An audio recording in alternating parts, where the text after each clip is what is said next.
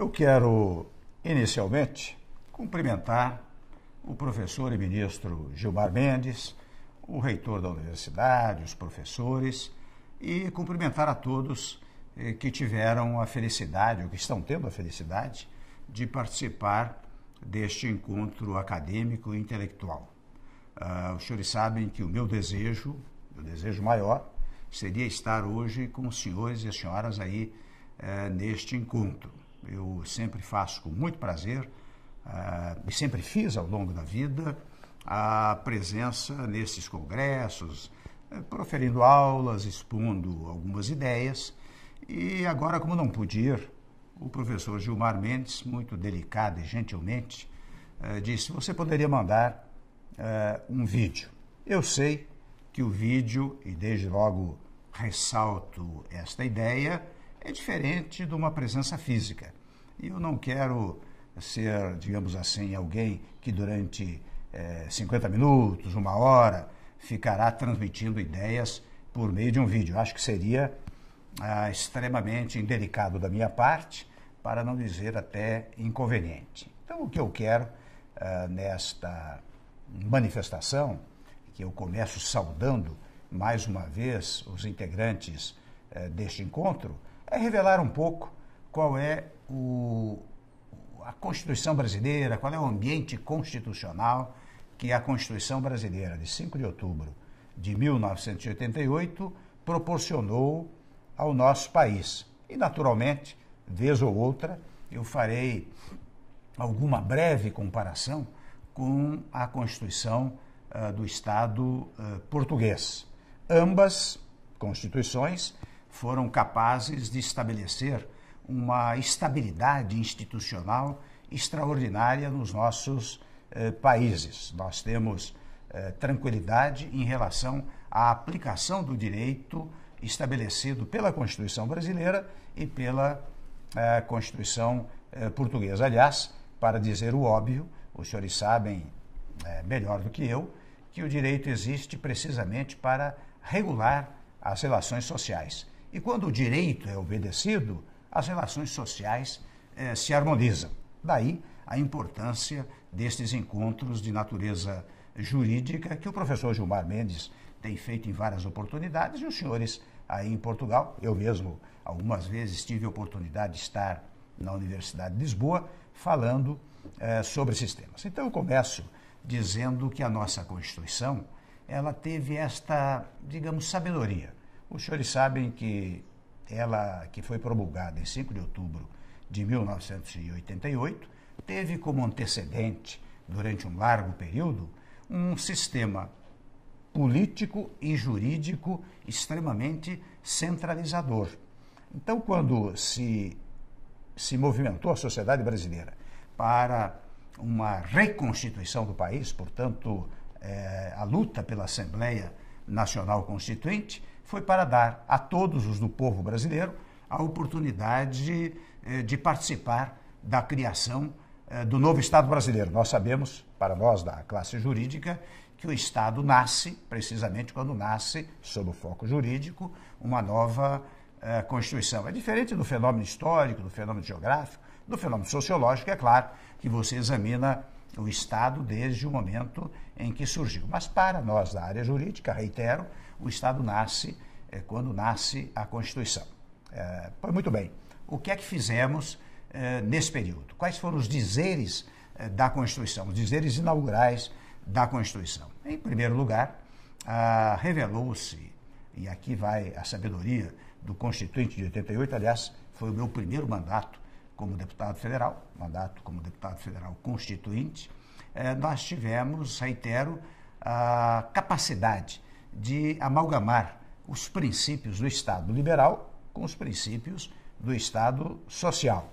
Tanto que, como nós saímos, repito, de um Estado autoritário e centralizador, fizemos questão de enaltecer os direitos individuais. O nosso artigo 5º da Constituição tem um longo elenco, mais de 70 dispositivos no artigo 5º, ressaltando e relatando quais sejam os direitos individuais, mas não satisfeito com isto, ainda disse, num dos seus parágrafos, que a lista daqueles direitos ali incluídos não é exaustiva, exemplificativa, porque na verdade diz que outros direitos individuais, poderão ser retirados do exame sistêmico do texto constitucional. E num outro parágrafo ainda registra que os tratados internacionais referentes aos direitos humanos, quando aprovados pela maioria necessária para aprovar uma emenda constitucional, serão tidos como integrantes do capítulo dos direitos individuais na nossa Constituição. Mas, ademais disso, nós ressaltamos muito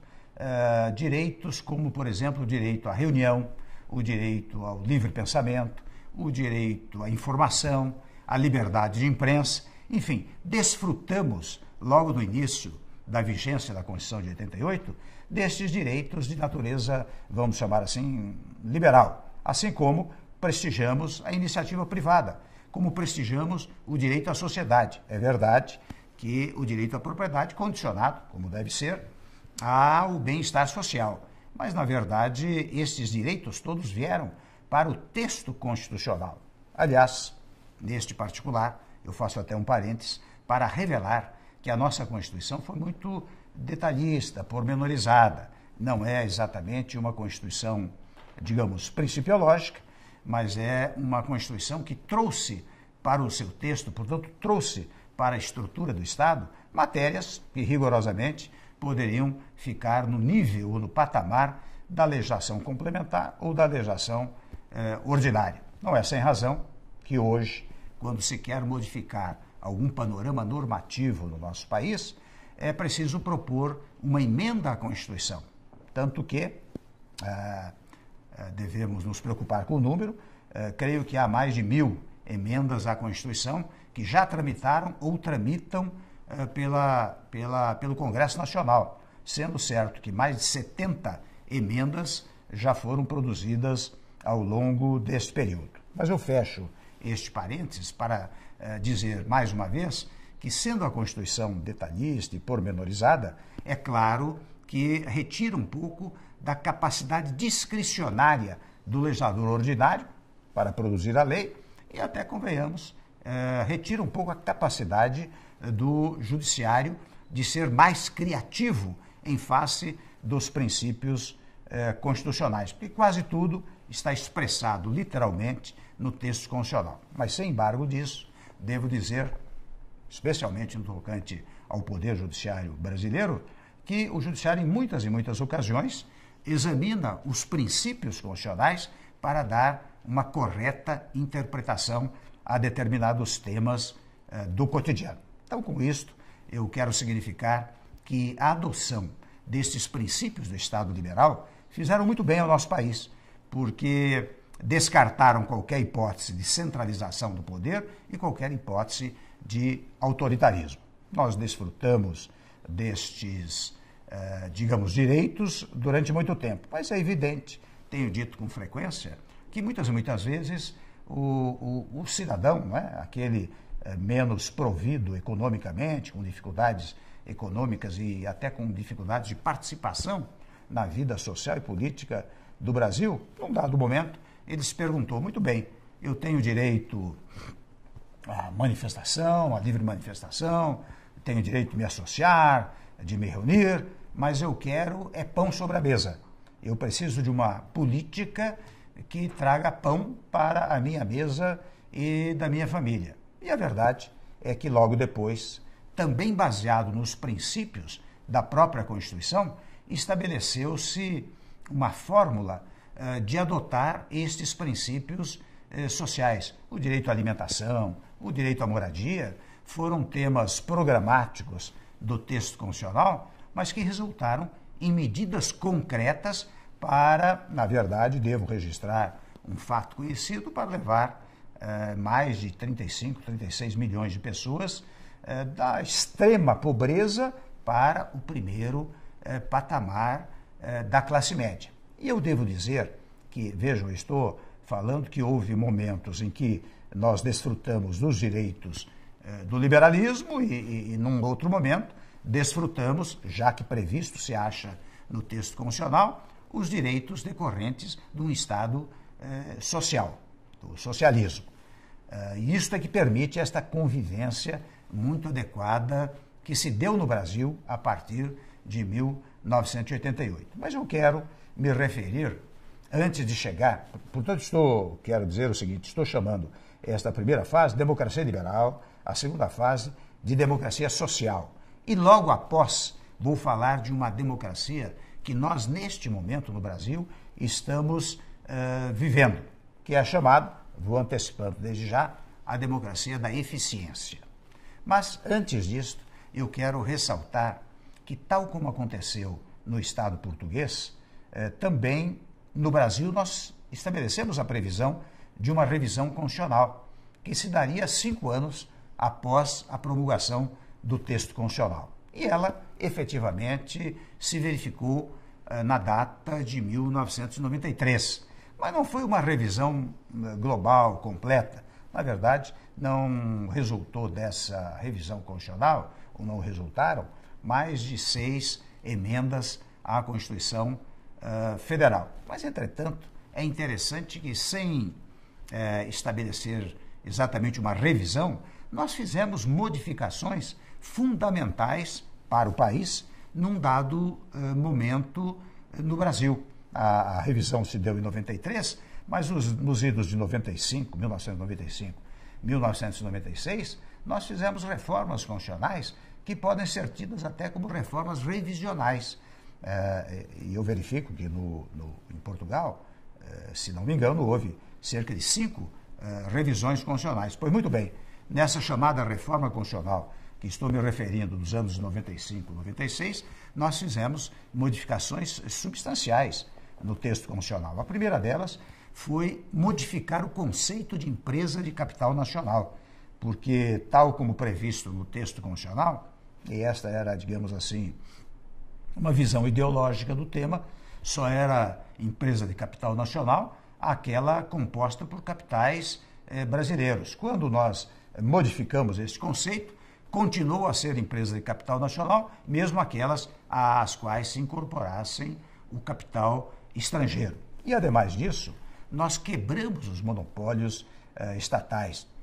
O monopólio das comunicações, o monopólio do gás canalizado, o monopólio da navegação de cabotagem, enfim, vários monopólios que também tinham uma certa visão de que o Estado é que deve fazer tudo.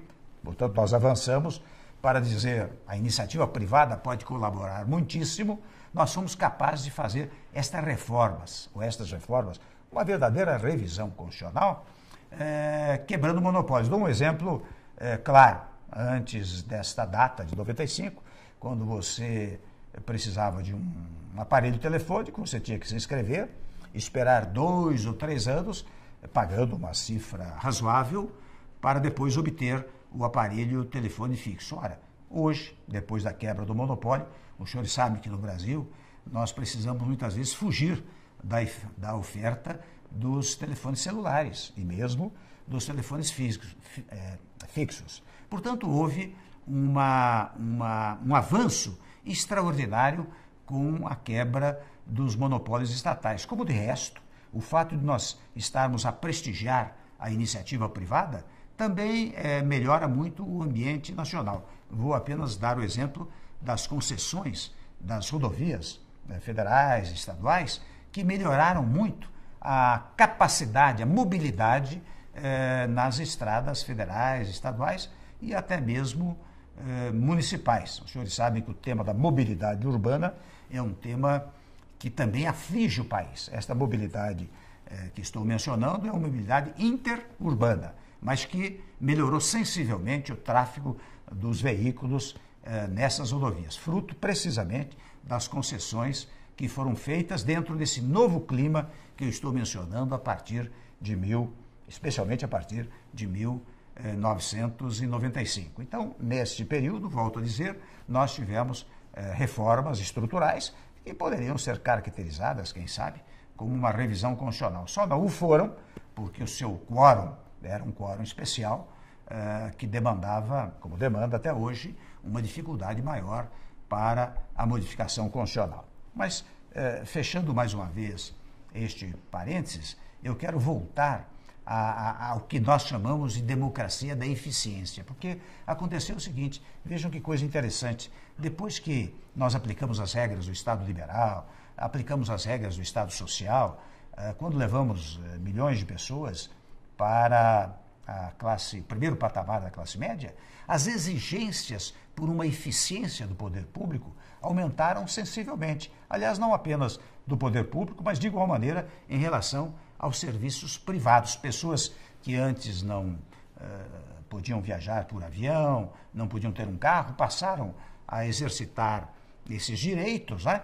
E encontraram dificuldades, muitas vezes, serviços inadequados, que chegaram a gerar até em junho de 2013 protestos no Brasil. E estes protestos, que por muitos foram criticados, por mim foram saudados, porque revelavam uma nova fase da democracia no país. As pessoas passaram a exigir eficiência dos serviços públicos e dos serviços privados. Passaram a exigir ética na política, um comportamento político adequado aos novos tempos e estas novas realidades no Brasil. E isto gera, volto a dizer, uma terceira fase da democracia, que é a chamada democracia, nós chamamos democracia da eficiência. Estamos trabalhando para isso, estamos buscando esse desiderato, que é um desejo hoje praticamente de todo o povo brasileiro. Não é sem razão que eu posso dizer com maior tranquilidade que as instituições do nosso país estão funcionando regularmente. Legislativo, executivo, judiciário cumprem as suas tarefas. O judiciário hoje tem uma presença muito forte, muito significativa, que há de ser saudada por todos aqueles que se preocupam com o bom comportamento ético, político, administrativo, né?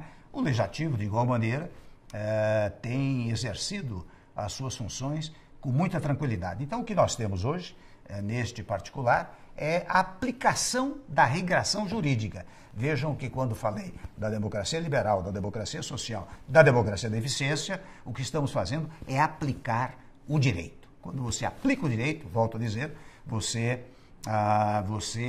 tem uma certa tranquilidade social. Por isso que eu volto mais uma vez a dizer que são fundamentais esses encontros, esses congressos, para revelar a importância da ciência jurídica, a importância da Constituição, especialmente na boa condução dos povos, não só do Brasil, de Portugal, mas de todo o mundo. E neste particular, antes de encerrar esta minha fala, né, eu não quero cansá-los, vejam que eu estou sendo breve, se eu estivesse aí eu me alongaria, porque quando você está falando para o público, você está recebendo o retorno, né, da atenção, dos ouvidos atentos, e ao depois, naturalmente, nos debates você pode participar muito mais amplamente. Mas eu volto a dizer que haveria uma inconveniência muito grande se eu ficasse aqui a falar durante praticamente 45 minutos, uma hora, seria até, penso eu, deselegante com os senhores. Por isso que, ao cumprimentá-los, eu quero mais uma vez saudá-los, mas especialmente dizer que ao lado do Estado de Direito, que é um fenômeno jurídico, nós temos que ter um fenômeno político, que é o Estado da paz. Hoje, mais do que nunca, o povo de todos os estados precisa de paz. E com isso eu quero também, se me permitem, solidarizar-me com as vítimas dos atentados que se verificaram em vários estados da Europa, em outras partes do planeta, né? Porque isto desarmoniza as relações internas e as relações internacionais. A minha solidariedade, portanto, a estes povos vítimas